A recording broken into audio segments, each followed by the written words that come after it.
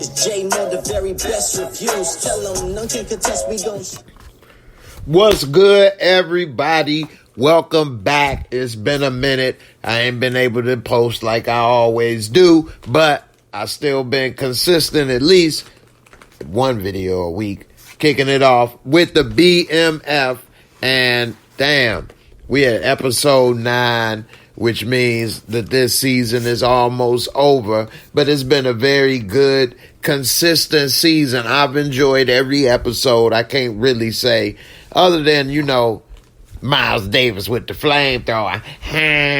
But other than that, I don't really have too much I can really say was wrong with this season. And it's been a good show, a good season. I wouldn't say that it's really anything, spectacular either. But it's been a solid overall B, and I think this episode was just as good. We can kick it off, with, at first, I like how they kind of do the little throwbacks sometimes with this show overall, and this will go more into the way that it's produced.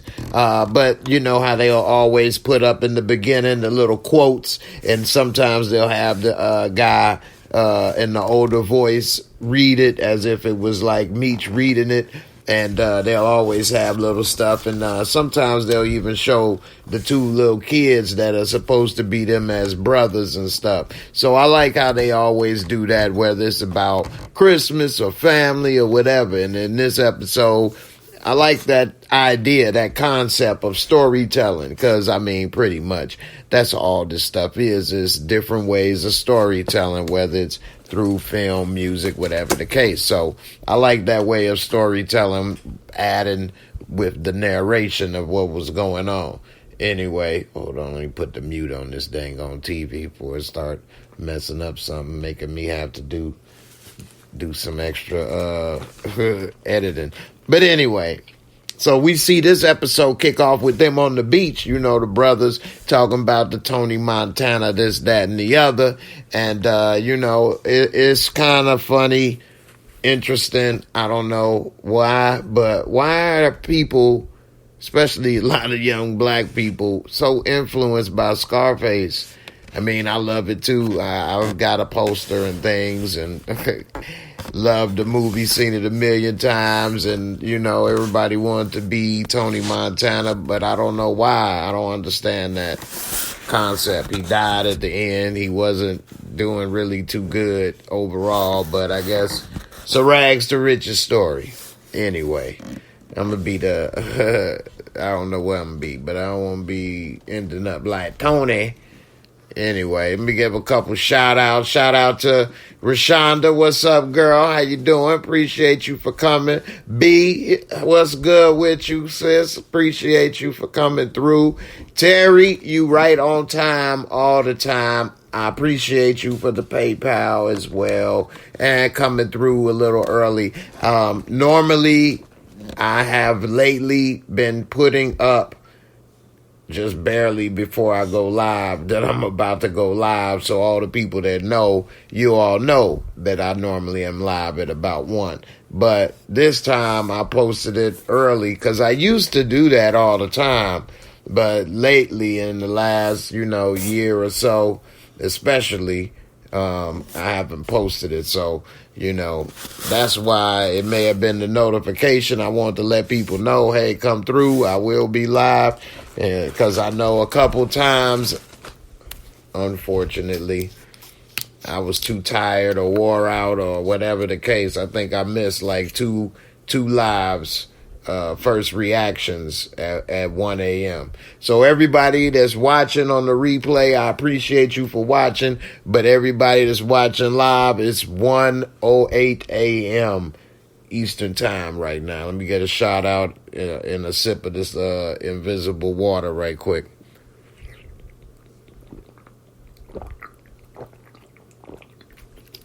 All right.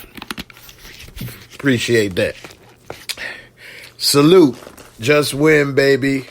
Al Davis. Sweet brown sugar, what's good, girl? Good to see you, One Journey. How you doing, One Journey, as well? I really appreciate a lot of you guys that's been rocking with me for years. And I do mean years, multiple years. And that's a blessing. So I do appreciate it.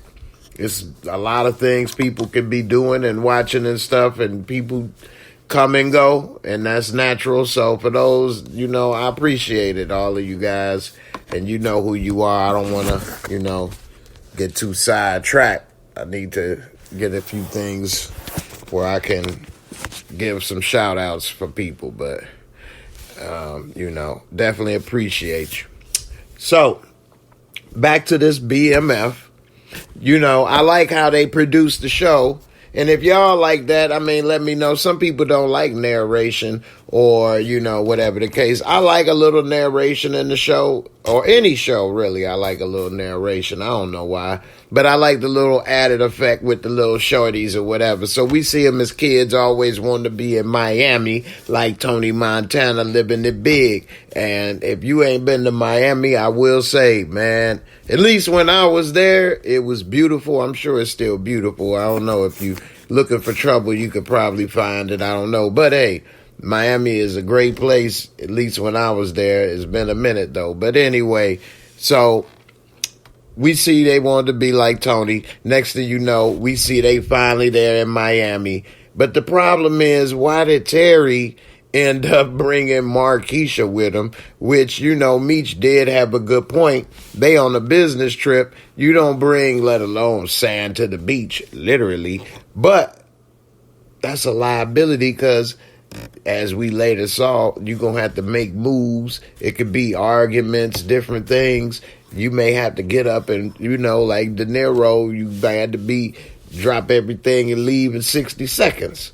Then you got her, and we saw how that have benefited Meech, because when he had to be gone in 60 seconds, I dropped my purse. What? Yeah, so that if it was dropping the purse, what? Nah. You supposed to hold that. You over here fumbling the football at the goal line. Anyway, it ended up paying out for him pretty good, but that was something. So anyway, we see that he trying to be little Michi Montana, and they go and meet finally. Well, they trying to meet up finally with Francois, who is the mechanic that they've been looking for, because the mechanic, they thinking outside the box in a sense, because they know that the feds is hot, red dogs everywhere, all this stuff going on. So the best way to keep in business and move their products is to find ways to hide it in their vehicles instead of doing the traditional way of putting it in the trunk or whatever people would do. So they decide through Meech, and through Terry, that, hey, if we hook up with this mechanic, he can build some spots inside the vehicles hidden so that we can, even if we do get pulled over, not only will the red dogs not find it, but, we can get away with everything and keep it moving.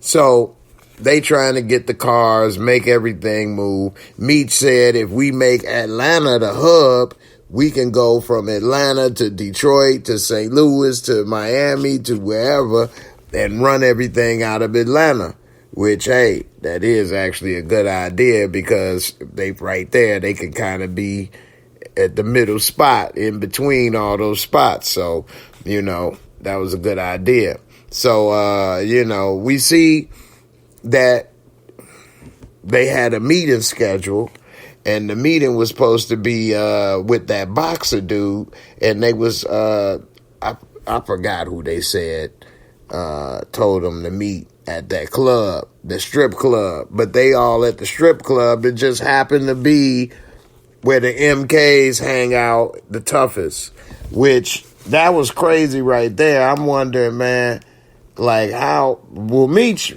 I had to give it to him, at least as far as this show go, is Super Bowl. Because he, for one, went down there knowing that they just had that beef and all them shootouts and stuff. And he ain't had no fear. Now, maybe that's part of the TV show, creating the mystique. I don't know. Maybe it was the truth. I can't say. But as far as the show go, I give him credit that, hey, he ain't got no fear in his heart. He went there. I mean, he ain't stupid. But because when he saw them there, he got the hell out of Dodge. He ain't strapped and he ain't trying to be in the shootout again at the strip club. But what was it called? Like the Foxy Silver Fox or Foxy Strip Club or something. But lo and behold, who we see dancing over there? Angel. Which, I don't know. She a ride or die, it seems. But damn, she is looking out for herself, I guess, in a way, trying to get money. But she appeared right there at the exact same time. At first, I thought Meech told her to be there. How many of y'all thought Meech had her be there on purpose? But he didn't. So, that was a little weird. But we see she driving that 7 Series BMW. So, hey, she about getting her money and taking care of herself by any means necessary, I guess.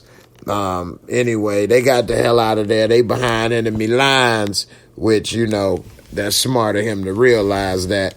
And they was lucky to get out of there before them MKs saw them. Them MKs, they really horrible as far as catching who they looking for, as well as shooting who they trying to shoot. Because it don't seem that they getting the job done. Straight up. So, anyway. Let me give a shout out to some of y'all in the comments right quick. And then we going to talk about Jen and Bryant. Jen saw them knuckles. She like, damn, you made a knuckle sandwich.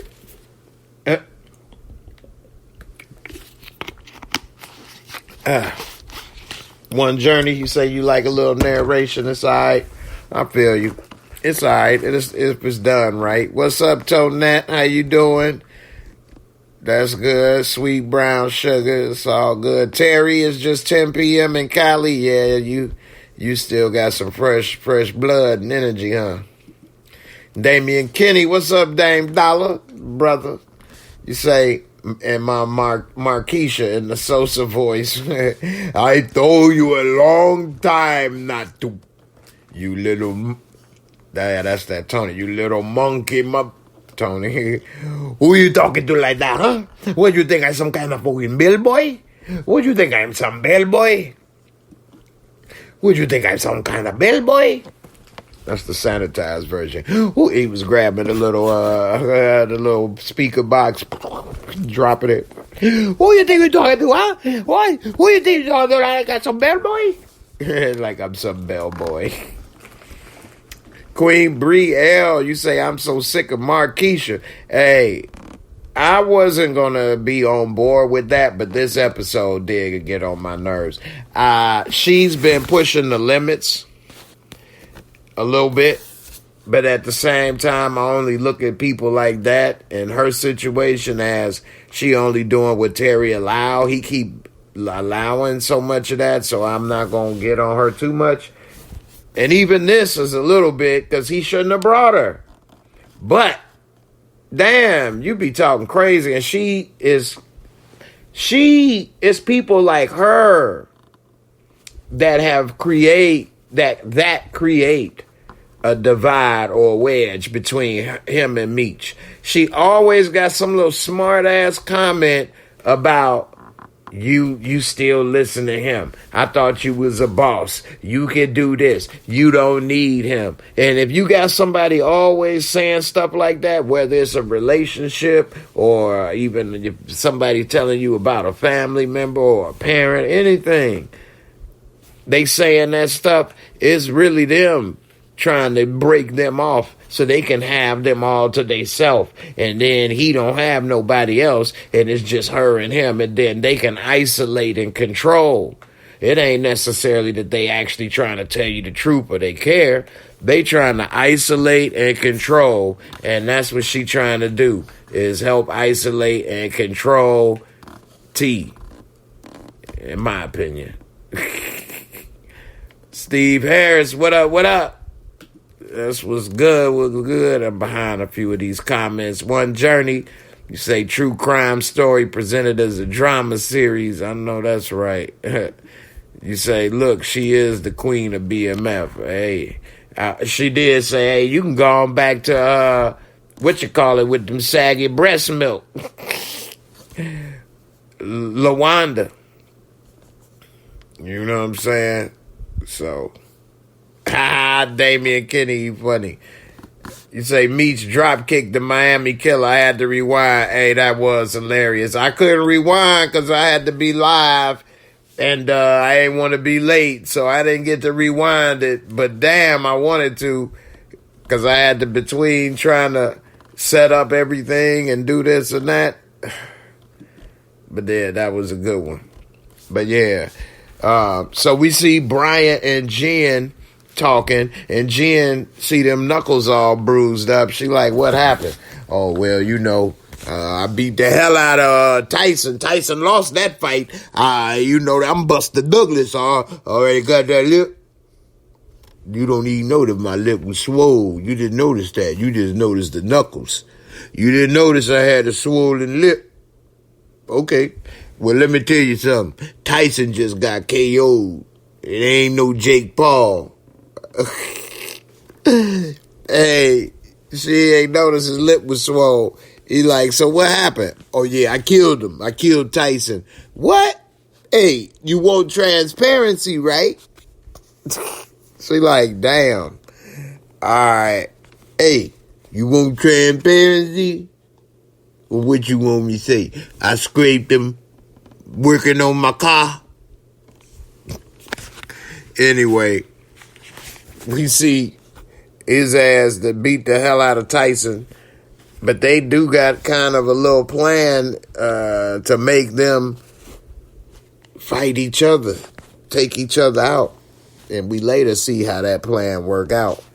And they want Henry to tweak out and lose it and make some moves that end up being off of emotion and cost Henry. Miles Davis gonna be singing the blues, baby. I sang the blues all the time. Miles Davis, huh? That's Miles Davis, Henry. Anyway, we see Jen got this idea of planting a bug, which I thought was gonna be risky, and it was risky. Yeah, I'm surprised Jen pulled it off. And Jen said, you want to eat a little sushi? You want to eat a little sushi? I have a little freshly prepared red snapper. Asian delight. Do you want a little red snapper, Miles Davis? Or do you like a little calamari? She laid back after they unstrapped Miles Davis. Laid back like, go ahead. The sushi platter is all yours. Enjoy. And she laid back, Miles Davis said, I always want to take little sushi. How you eat that? You got a little chopstick?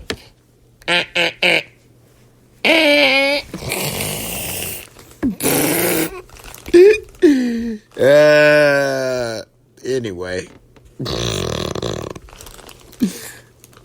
A little red snapper. Let me get a little snapper. Let me get a little bit of that snapper on the menu. Huh? You work in the kitchen? You a line chef? Huh? You made that fresh? Oh, snap. Oh, snap. I'm about to get some fresh snapper. Woo!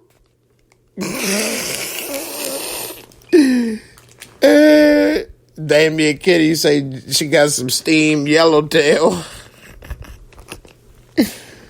Let me get a little bit of that pot sticker. A little poo-poo platter. Let me eat that whole platter. I'm going to eat that poo-poo platter. Let me get a little Rangoon. Uh-huh.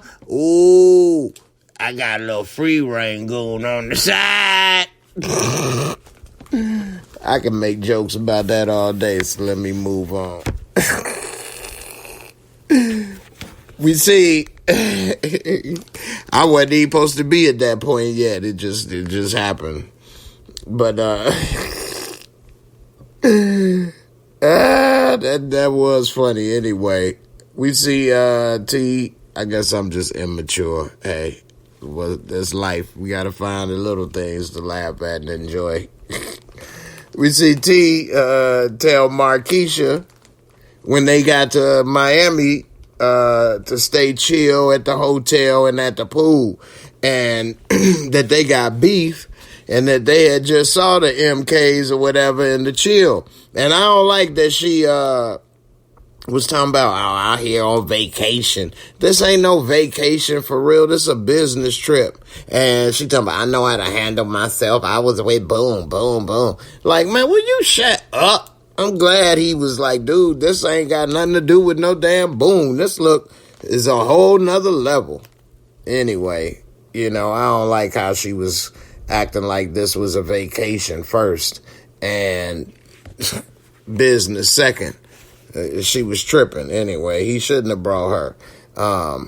Anyway, because of what happened with the meeting at the club, they had to leave, so they didn't meet up with Francois at the strip club. But then they get the Addy, you know what I'm saying? And then they go and meet up with him later. And when they went to go meet up with him, the one thing they didn't want to tell him to spook him and maybe possibly jeopardize the business deals is tell him about the beef with the MKs. So they meet him at the garage or whatever. And on the way there, they get the call from Loco that, that weight coming and, Dimitri. I don't think he said Dimitri this time. But anyway, Dimitri. We needed to move it. So, Meech got the pressure coming from, his supplier. So they want to make this work. So he go ahead and they go and meet up with Francois. And, he was kind of tripping a little bit because he mad that they missed that meeting. He felt a little disrespected that they didn't keep they meeting, they word, but Meech try to talk a little game, and it ain't work. Terry, based off his little experience in the art world, he got a little dip and dabble in the art world from old girl. So he like, yeah, what's up with the art? And he like, okay, what you know? He said, hey, man, I know that's the protector. He said, give me 2. He said, oh, come on, man. You got to buy your art, $250. And so he like, hey, look, man, money don't impress me, man. Say, all right, here, look, man, that's a deposit, man. So, and that was kind of interesting, that scene, because, before that, Meech was kind of giving him the little rundown. Hey, look, man, I'm the face of this organization. You number 2. I'm number 1, follow my lead. So in a way, that's Terry's way of kind of showing, hey, I know a little something too. I'm stepping up too, so that was a good little spot in there. It didn't necessarily exactly smooth it over at that moment, but it kind of showed they wasn't on some BS completely, This episode did have another hilarious thing. You know what I'm saying? I did not know that the MKs at that funeral, old boy was part of Wakanda. His name was T'Challa. They killed T'Challa, the original Black Panther. That's what happened. I did not know that's what T'Challa, what happened to him. I thought it was something else that happened, but that's what happened to one of the uncles or the elders of the Black Panther tribe. They killed T'Challa in the Black Panther tribe. We need to get revenge. It's one more favor for T'Challa. We get the one more favor for T'Challa. It is revenge. I'm going to get a revenge for T'Challa, for Wakanda forever.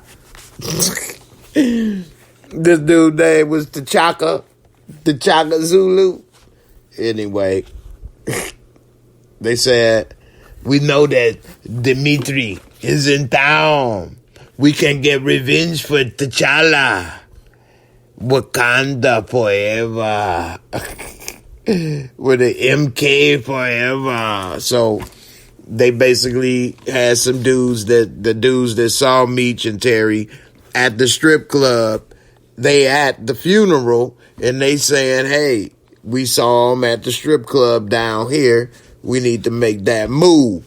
Which, hey, that is crazy. Anyway, he said to the priest or whatever, when the priest was saying, this is the last favor we can do for T'Challa. Now he rests with the ancestors with the purple heart-shaped herb. He said, no, one more revenge.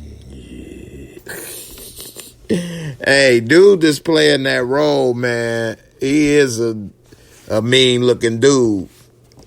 I had to give it to him. He playing that role pretty good. He look mean in the mug, don't he?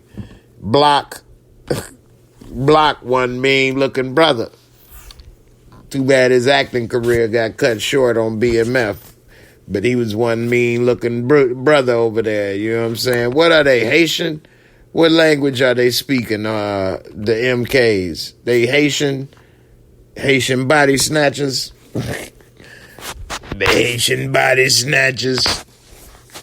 Anyway, moving along. Let me get a little bit of water. We see Chuck. He know how to play that sitar pretty good, right? Chuck over there getting his groove on.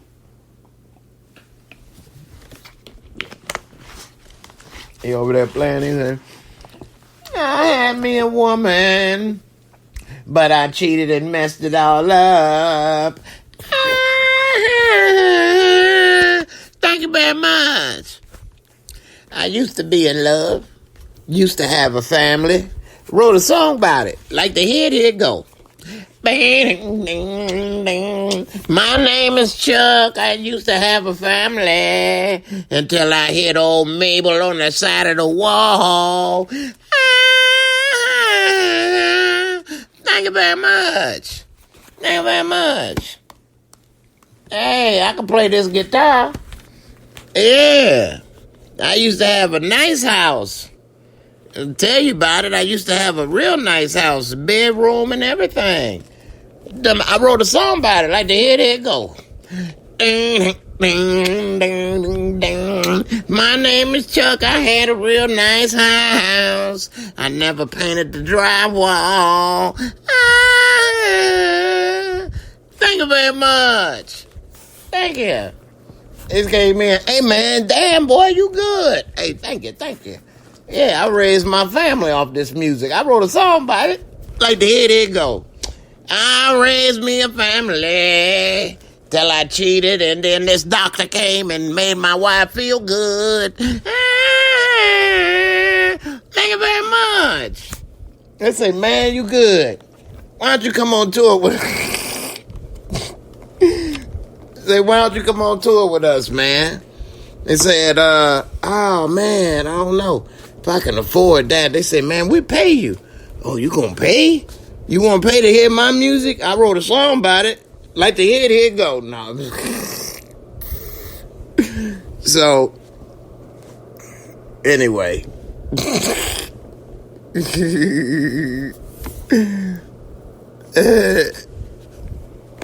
I don't know if y'all know what I was talking about with that. That's a throwback.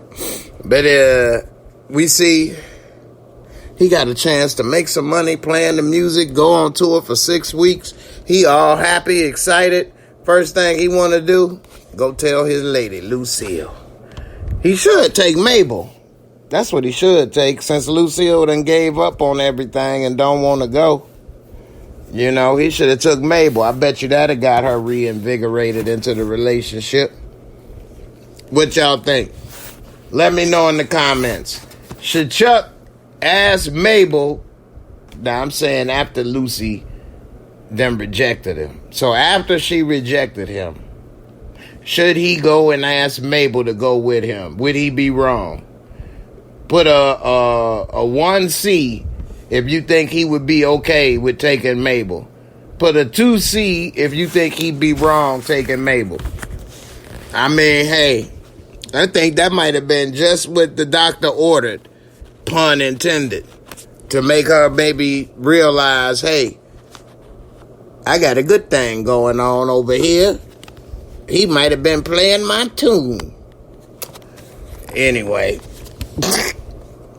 she was like, oh, yeah, you don't need my permission, go ahead. He said, I ain't asking for my permission, I want you to go. She like, well, what about Nikki? He ready to leave Nikki there. She like, yeah, Nikki old enough to get pregnant. Nikki like, I ain't gonna do that. Shoot, Nikki working on it, ain't she? But she taking them pills too, so, you know, she ain't that slow. But, you know, I don't know, man. How many of y'all think that Lucy should have went with Chuck on the tour? Put a 1L if you think she should have went and tried, or put a 2L if you think it's over, and when a woman fed up, it's over. You know, I wrote a song about it, like the head go. When a woman fed up, R. Kelly told you best, it's over. Thank you very much.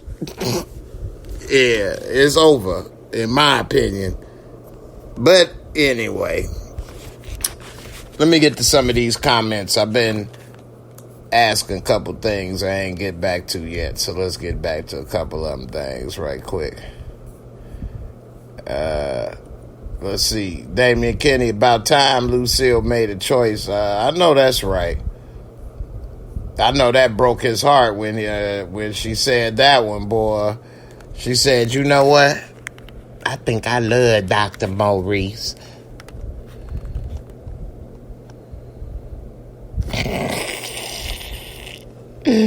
Chuck hit the flow. Straight up. Terry hit the like. Damn, she the sixth person to hit the like button. I don't know how many likes I got with the streaming service I use.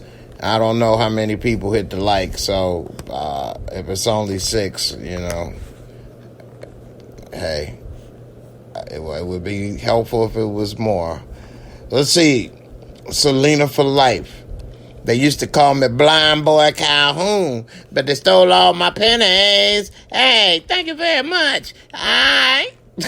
So you know where I got that from? Thank you very much. Terry said a 2C. So Chuck, he shouldn't take Mabel.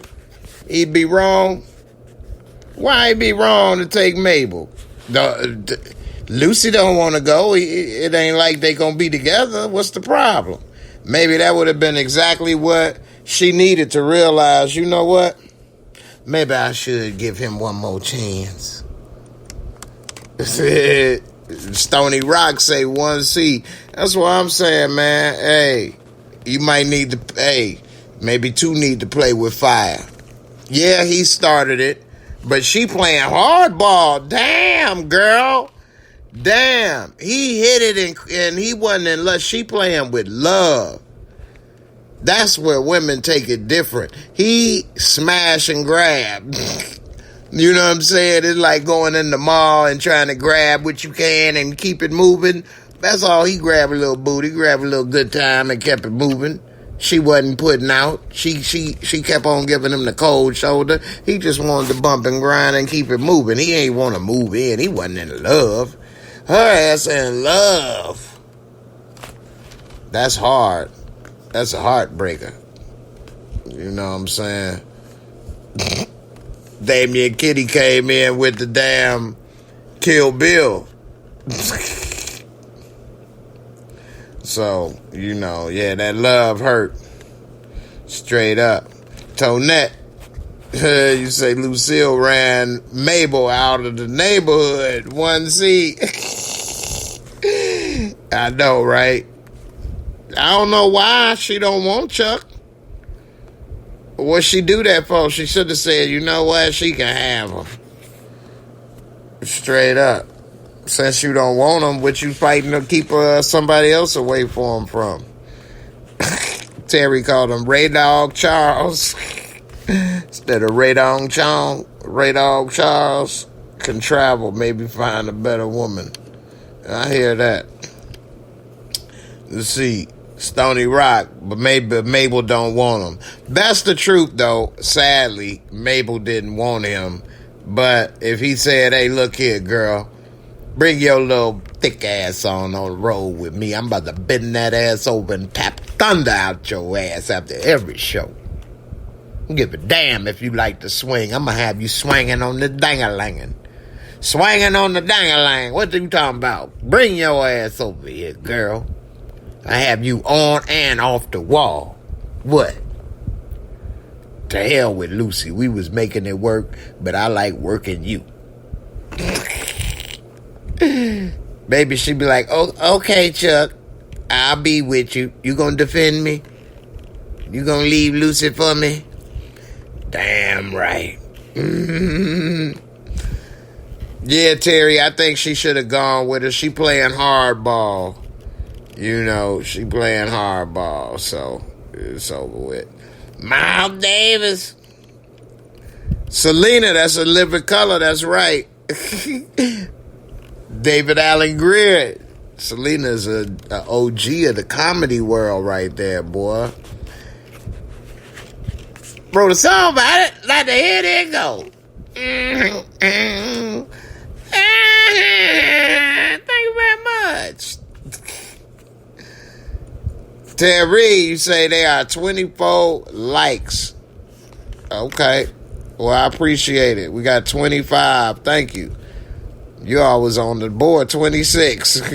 I'm a little late, so hopefully more. Let's see. Damian Kinney, how Lucille love a dude who barely been around 1 year. She and Maurice still in the romance phase. Hey, that's facts right there. They ain't had to pay no bills. They ain't lived together. They ain't had to wash up. They exactly in the romance phase. And it's funny you brought that up because I was going to get to that. But when she was in the room with him, before she said stop, you know what I thought? I said they like high school kids, the way they kissing and all over each other. You know what I'm saying? Like they like all over each other like it ain't first love, infatuation. They are in infatuation, which, hey, it's nothing wrong with that. But she too old to be talking about love. She should know what's going on. And, hey, that's a great phase of a relationship.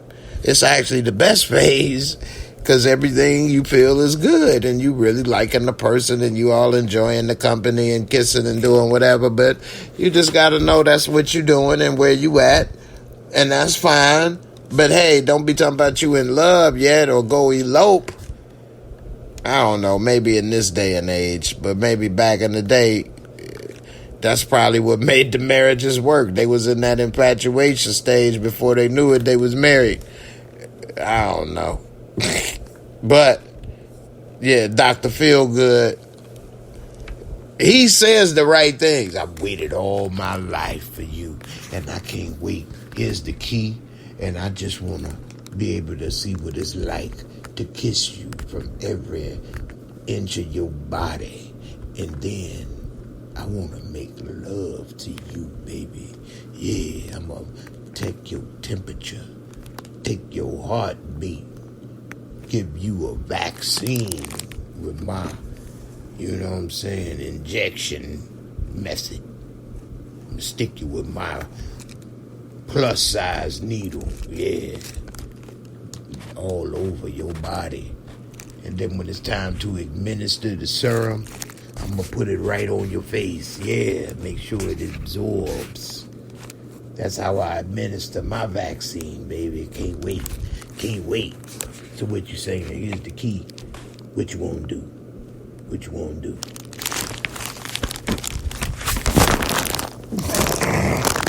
Next thing you know, they took the key. She all up in there. Boy had them tickle bitties out. Like, yeah, baby, I'm about to go ahead and give you a pap smear.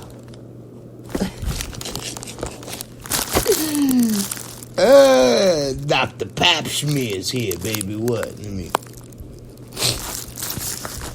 open wide. You got real low mileage. Real low mileage. It's like an oil change. Anyway. She don't know what she doing, man. She tripping. So, Net, you said exactly. Lucille can have dates and Charles can't talk to nobody, leading Charles on. She knows exactly what she doing. Ain't nothing good, godly about her behavior this whole season. She on demon time. Yeah, she trying to punish him and get revenge, and she doing it with a heavy heart because she knows she ain't right, but she don't want to be, you know how women can be. You know, sometimes they want it, but they don't want to act like they want it. Or in this case, she want to punish him, but she don't want to feel like she punishing him and is resentful. So she has to do it in a way that makes her feel justified, unfortunately. Now, Terry got a good point, and I've been wondering about this. I'm kind of disappointed, actually, that it hasn't. It's probably not going to happen this season, but that this dude, this doctor, Terry says Lucille is enjoying what Dr. Feelgood is showing her, but he will leave her after he gets the cookie. And I'm thinking the same thing because I think she does not understand that he's a busy man, a doctor. How is he single? I'm sure he got probably somebody else on the side. What, when she ain't around, not putting out, he just sitting there, what? Just filling prescriptions? Like, something ain't right. We don't really know enough about him. I bet you he got him a little chocolate chip on the side. You know, he just wanted a little almond joy that he never got a piece of. That's all. But I just think that she's going to be disappointed. And if they did get together, which I doubt is going to happen, is she really ready to be a doctor's wife? Could she really be on that level? Like, she work at Wendy's. What the hell she know about talking to him about his day? Or how to help him or do whatever. What's she gonna talk about? Politics? She don't know about no damn politics. So I don't know if that would even work. Right now, they got a high school crush thing going on, and they both about to get what they never got. But if they got together as adults, they are so far worlds away. She could cook and clean for him and give him that cookie. But other than that, what is she doing for this man? Nothing. Was she gonna contribute her Wendy's checks?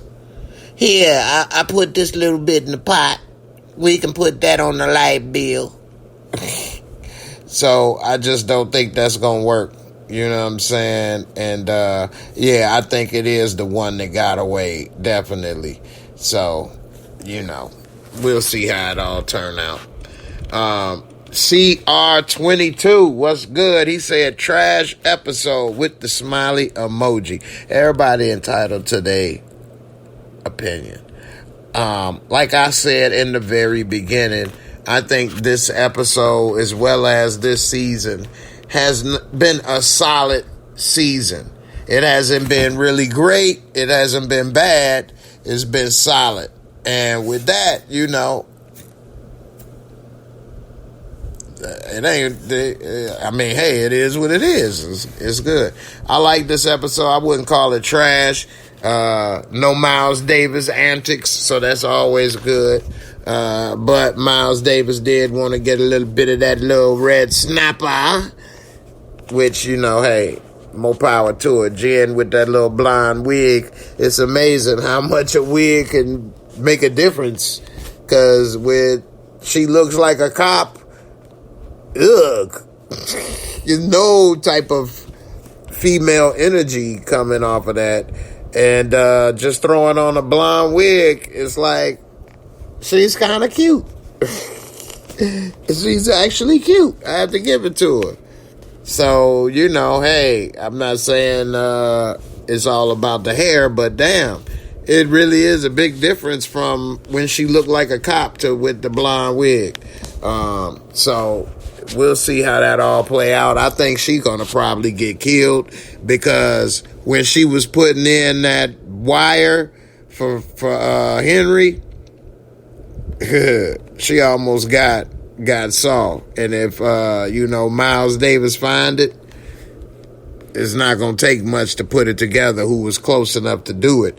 Plus, Jen saw her captain walking in the damn joint, the gambling spot, had to hit them with the intricate plot, tried to get them with the fly paper, neighbor. No, that's a little Biggie Smalls 101. Hit him with a little Biggie 101. Anyway, we see she really playing it close. Plus, she don't have no protection as a police officer because she's, suspended. And Brian is damn near fired. I think he is suspended, though. He not fired, right? Technically, Brian's suspended. So, with that, they both are two suspended cops planting illegal wires where none of the evidence could be used in court, doing undercover work and all kind. They're technically criminals. And then Brian killed the man. So, yeah, they are criminals. But he say, we doing this for Kevin and for, what's the other one? Anyway, I think he just using her and her death as a way to keep Jen helping him get revenge for Kevin. So, anyway, we'll see what's up. Let me get to a couple of these comments right quick. CR22, BMF isn't even the best drug dealer show on TV right now. What's the best drug dealer show on TV right now?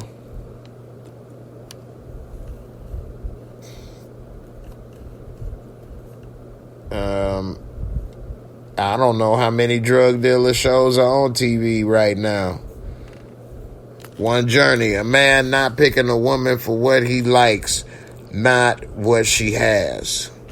You go for her bag. You love loss. That man will be there for the bag. I'm late on this comment. I don't remember what this was in reference to. CR22, an hour of building a safe for the cars. You kind of summed it up, summing it up, but it was a lot of fluff about how they built the safe for the cars. So they wanted to tell about how they built safes for the cars. Man, it's kind of difficult in hindsight to tell their story into multiple seasons of a show and 10 episodes of a show. So some of this stuff, it does get a little fluff a little bit. But, it's not necessarily about,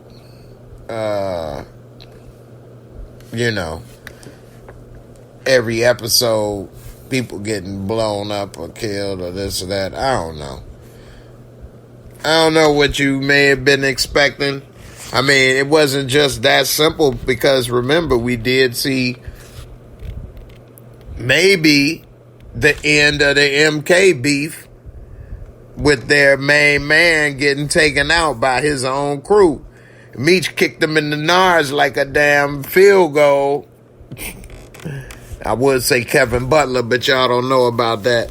That's that Chicago Bears legend. But he kicked him like Vinatieri.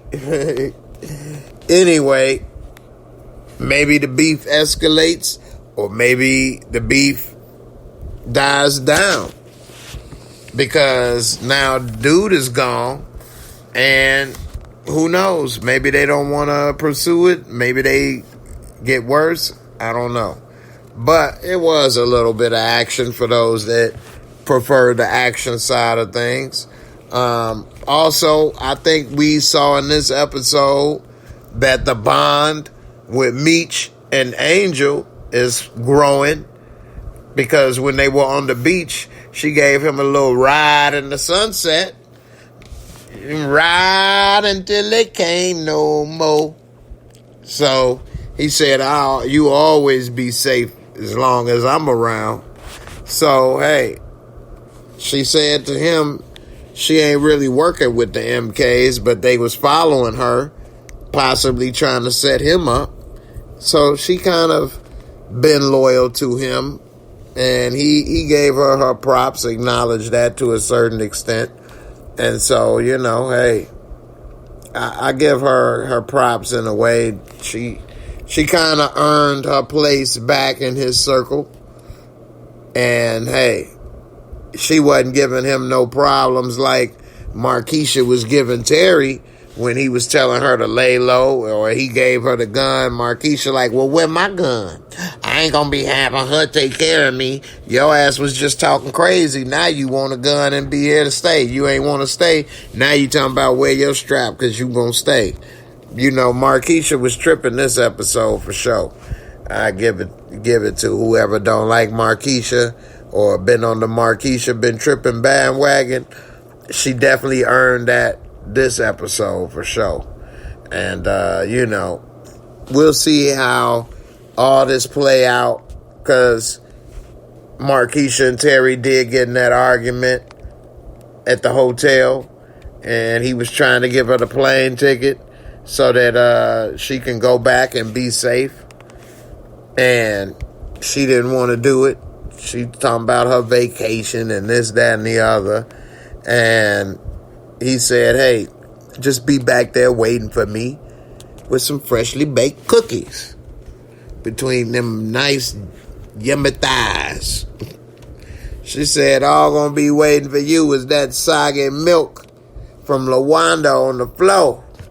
She said, I done almost died for this relationship. He said, yeah, you might be over there giving that little piggy a little bit of that Twiggy. You gonna be giving that little piggy some of that sticky iggy. Vince McMahon. But she should have never started that. She should have never put that bug in the air. You know what I'm saying? So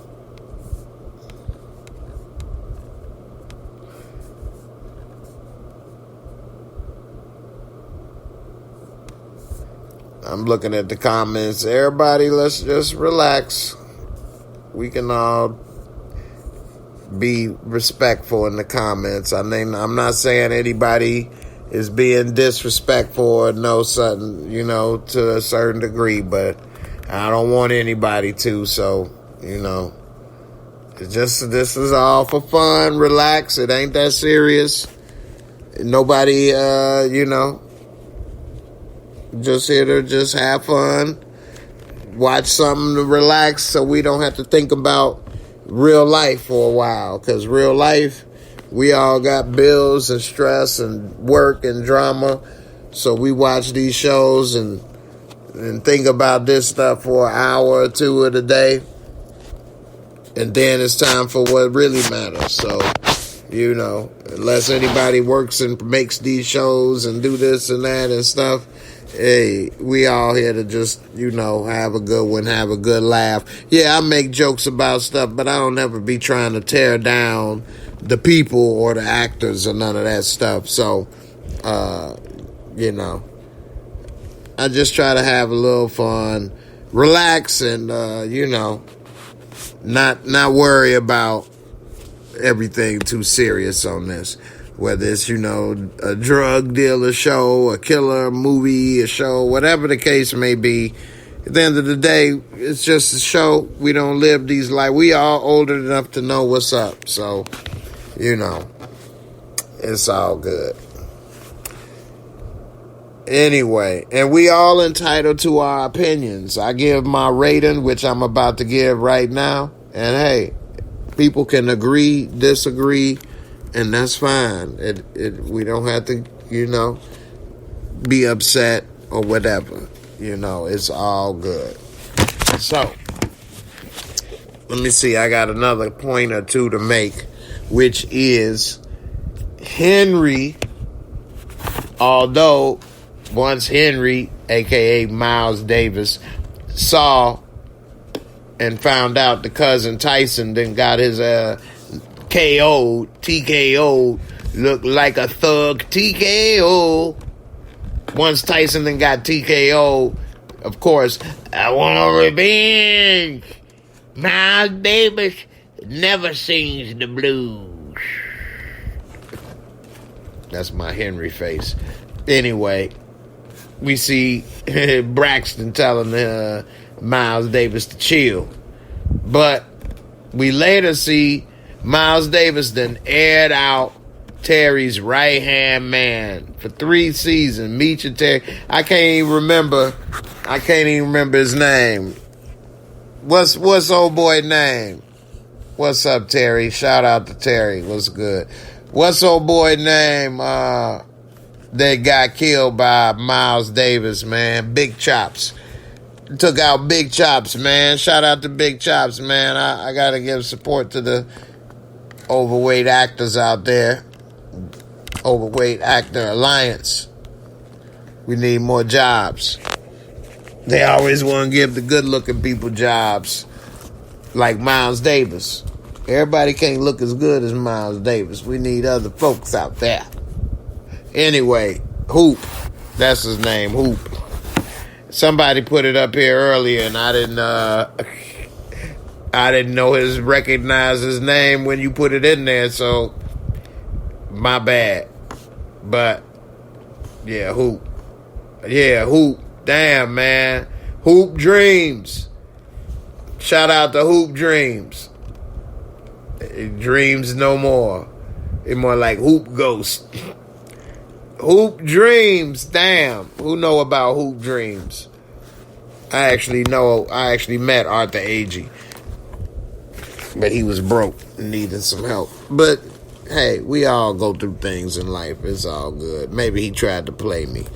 Anyway, Hoop Dreams got aired out by Miles Davis.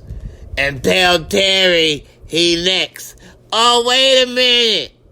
I forgot. You ain't gonna tell nobody because you dead.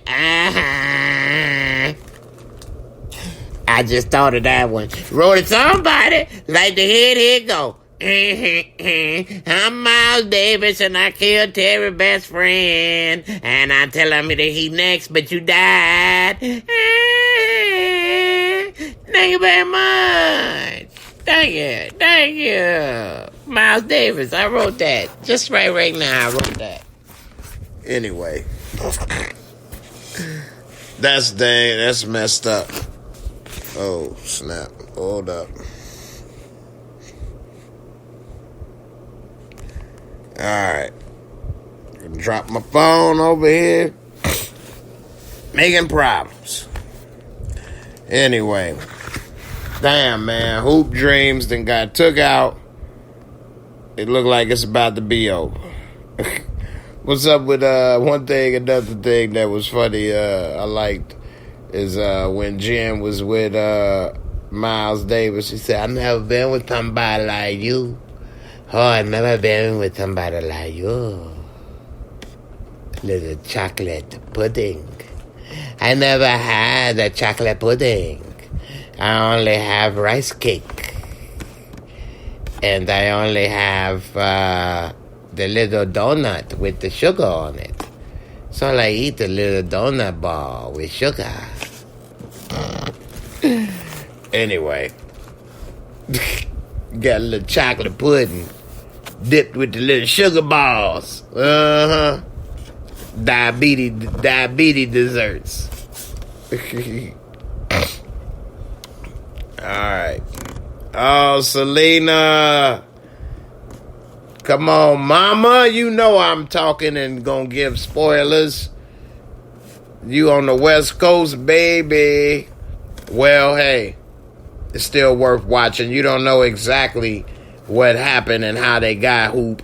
I don't think I said everything yet, did I? Did I say that he was actually... No. But, yeah. Hey, I will say this. It's not exactly for sure if he live or die. We don't know. Anyway, I'm about to go ahead and give my MOORESCORE rating for those that ain't familiar or new to the show or my channel. It's my non-biased way of trying to rate a TV show or movie or all of that stuff. So, without further ado,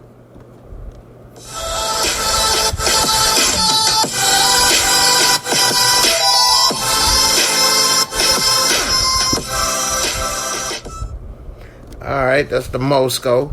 Wrote a song about it.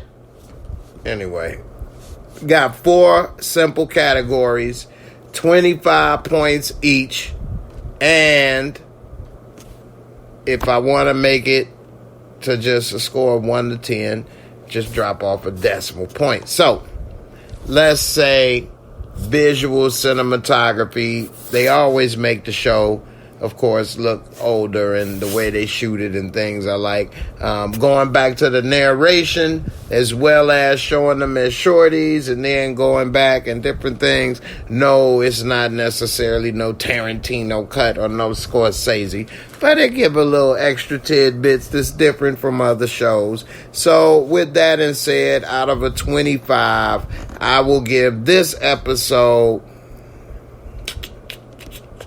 I'll give it a 21.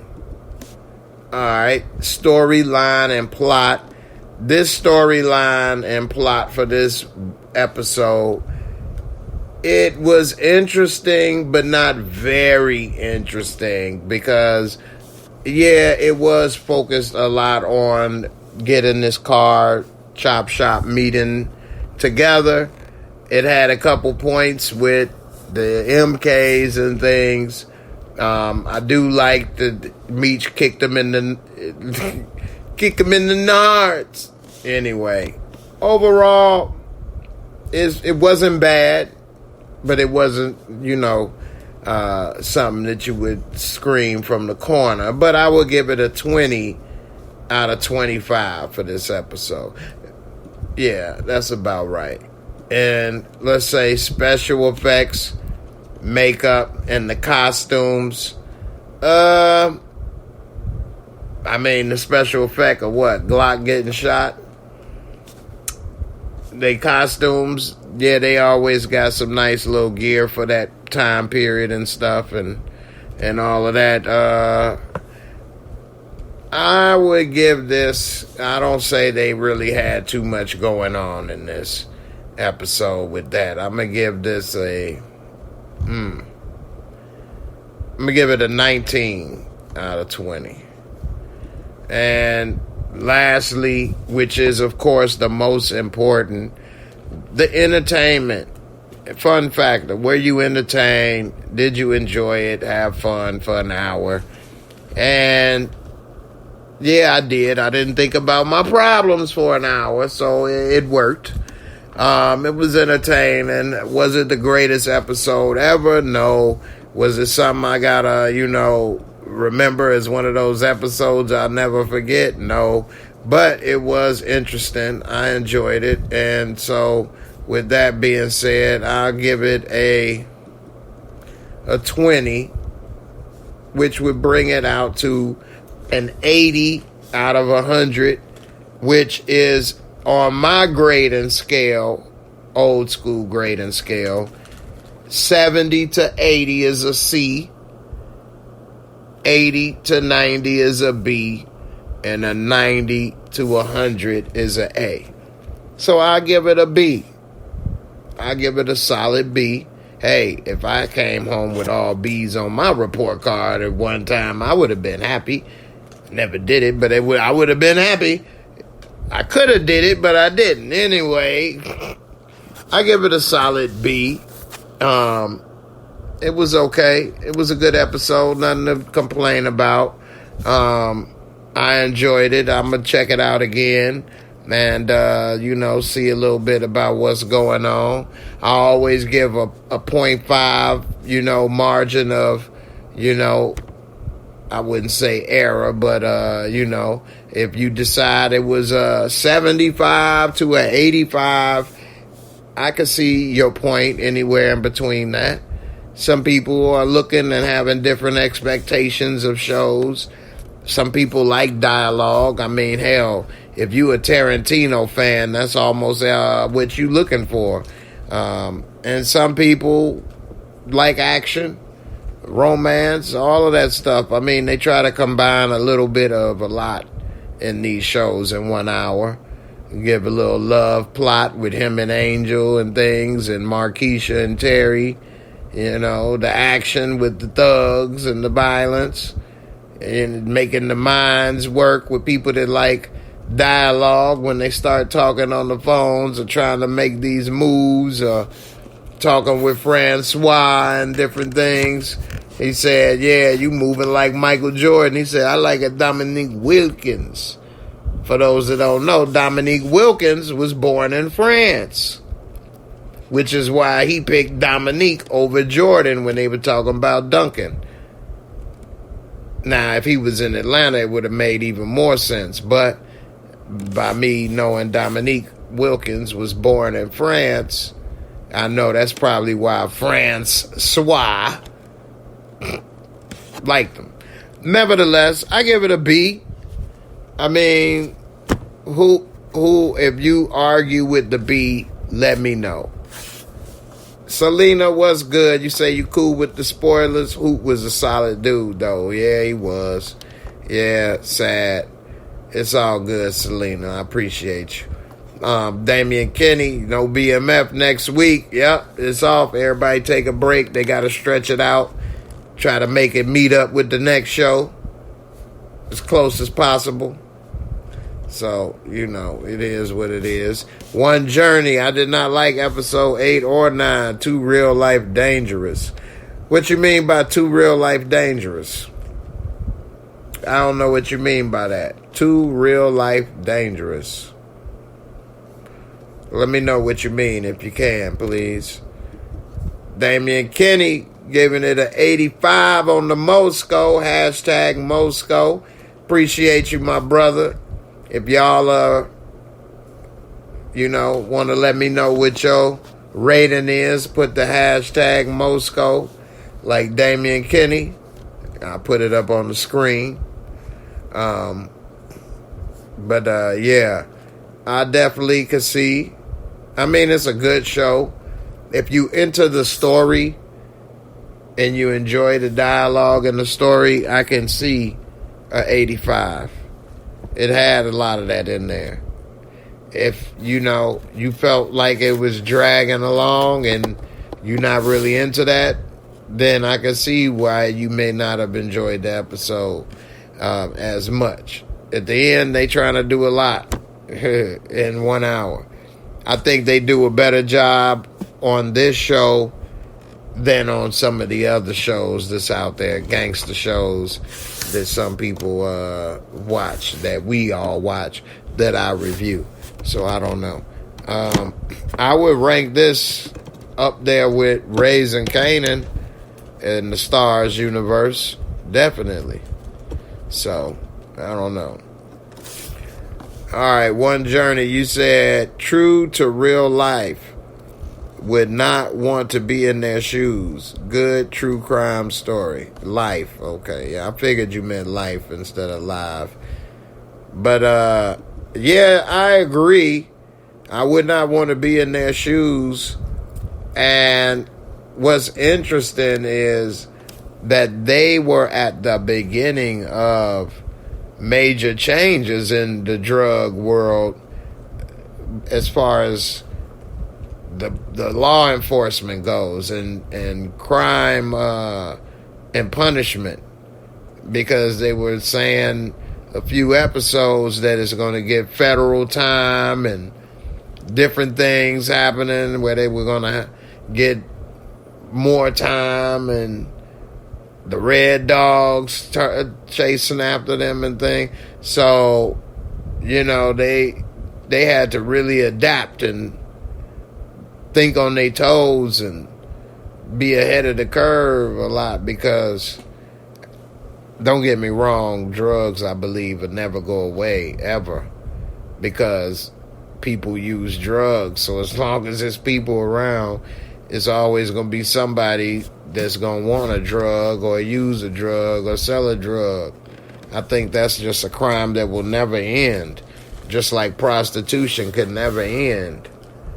I think that would never end. Prostitution and drugs, drug use, and somebody gonna get it and sell it to you. So there you go. So I don't know how that can really work.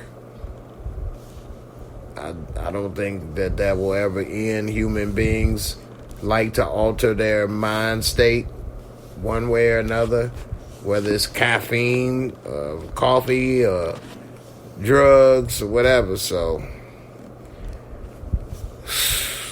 I just I don't know how that could ever stop or work. I'm sure it's smarter people than me that have plans or things, so we'll see one day if that ever happened. But the war on drugs and all of this stuff, I mean, as we know, as difficult as it is and all the time that you can get for drugs and stuff, you still have people selling cocaine and using cocaine in pretty much every, I will say for a fact, every single major city in the United States. Every single major city in the United States, for a fact, I will say, is people using and selling cocaine, let alone other drugs. And so, how has the war on drugs worked if every single major city, and I'm just saying that because I know for a fact without looking up nothing, that every single major city, you know what I'm saying, it's some drug. So then how is this working? How is this helping? I'm not saying just give up and just have people, I don't know what to do, but it ain't working, obviously. There's still people making, selling, using. It ain't stopping, so I don't know. This a cautionary tale, though, because they not stopping making prisons either. So anybody want to know that information, you can Google that, and you may be surprised how many prisons have been built in the United States in the last 10 years or so. Maybe some are being built because some are 100 years old and outdated, and they needed to be updated. But some are being built because they need more room. So, the United States got more people locked up than any other country in the world. And we don't have the most people. So, anyway, just some interesting stuff, to think about. One journey you had me kind of thinking about that, since you say it's about real life and things. Just kind of make you wonder that they was doing this in the 90s, but it's still people today still doing this and making things happen. It's just evolved. And it's just like, well, what are we doing then? Because I say we, because as taxpayers, every time we paying taxes, and I'm not talking about at the end of the year where, you paying taxes on everything we do, buy, sell, move, do whatever. So, man, what are we paying for and getting? I don't know. There's no transparency. You know what I'm saying? So, Terry, you say they making more new prisons than schools. Yeah. And you know what? It's another statistic that I came across. They say, and I don't want to say the exact numbers because I don't remember them. I don't like saying stuff I'm not sure about or I don't remember. But you all can Google this. But it says that it costs X amount of dollars to take care of a prisoner for a year. I know that it was almost half the amount to put a person in college. At like an Ivy League school, I think to like go to Harvard or something is like $50,000 a year with room and board or something like that. And if I remember correctly, it was like $90,000 or something to take care of a prisoner for a year if you add in everything. So like you could be putting people. It would be better to just give people scholarships to school and build schools and opportunities, and instead of because a lot of people that get into these type of things is because they didn't have school opportunities or extracurricular or things, where they can be involved in or projects, and so they end up in making money in drugs and doing whatever. What if Meech had a school where he could be picked to be the next leadership candidate or run for class president and get a scholarship to go be some CEO or something, or schools. I mean, but they don't have this stuff. They don't invest in that stuff. They'd invest in locking your ass up and buying more cops. So, it's just kind of tripped out that way, You could put 2 people in Harvard versus 1 in a prison cell. So, and that is a such thing as they had as what they used to call the school to prison pipeline, because, this is a whole different game right here getting into that subject. But, yeah, it's just messed up, man. I'm glad. I wonder if it's young people or if you are parents and you got kids, do you watch this show with your kids? And I'm talking about at least 10 years old so that they can have some understanding. They old enough to understand, but young enough that they don't think they know everything and about to start trying stuff. So if you watch it with a 10-year-old, it could be a cautionary tale instead of just a TV show. See what happens, see what may happen, that happen, they got shot, killed, whatever, who knows? So, look at that. Terry said it costs $132,000 to house a prisoner in California a year. Damn, in 3 years, they could have a $250,000 home. But they in prison with nothing. That's why private prisons keep getting built, because that's good money. And as a private prison, what would be my incentive to let you out on good behavior or let you out early for any reason? I want as many people. I want 1 million people in here. If I'm going to get 100,000 a piece, give me the 1 million. I'm building a mega prison. I'm building a mega prison. And y'all got to buy all my cheap-ass products. Little bitty soap. You squeeze it up that little booty and it's gone. Disappear. Magic soap. Anyway, I'm starting to ramble. But I enjoyed this episode. I really enjoyed y'all comments. Y'all had some good comments. Shout out to Terry for the support on the channel, as well as everybody else with all the great comments. Hotspot Network, you say you think Duffy next to go. Yeah, damn, that would be kind of sad if Duffy go. He has been kind of his right-hand man for Meech. Terry lost his right-hand man. Damn, they be with no hands. What up, Inga? You say, Jay, who you think gave the heads up on the cars getting pulled over? That's a good one. And I believe it was either Remy Ransom. I think it was Remy Ransom did that, actually. Because him and his crew, they found out that Meech was down in Miami and had some problem with the MK. And then he said they coming back up here with some trucks or whatever. with some vans. He said they probably coming back with that pure weight. We got to make sure that they don't, that we stop them.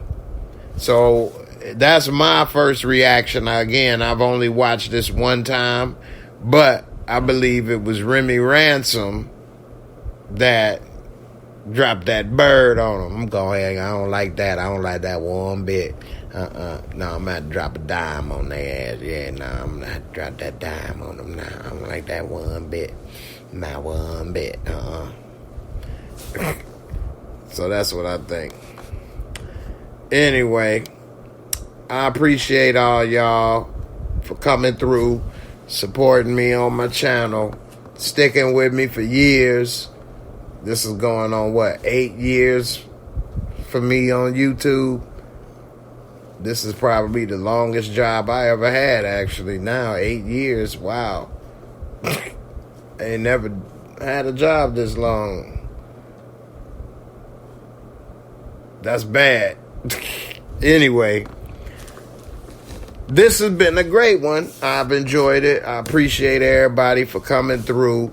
Get up out of here and call it a night. It's 2:24 in the morning.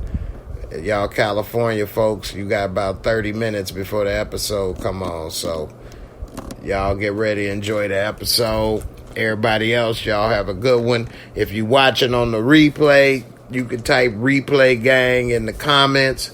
Everybody else, I appreciate y'all for coming through. What I gotta say everybody that was here, I already saw y'all comments. So y'all already got to get your comments live on the screen. So there you go. I'll see y'all on the next one. Deuces.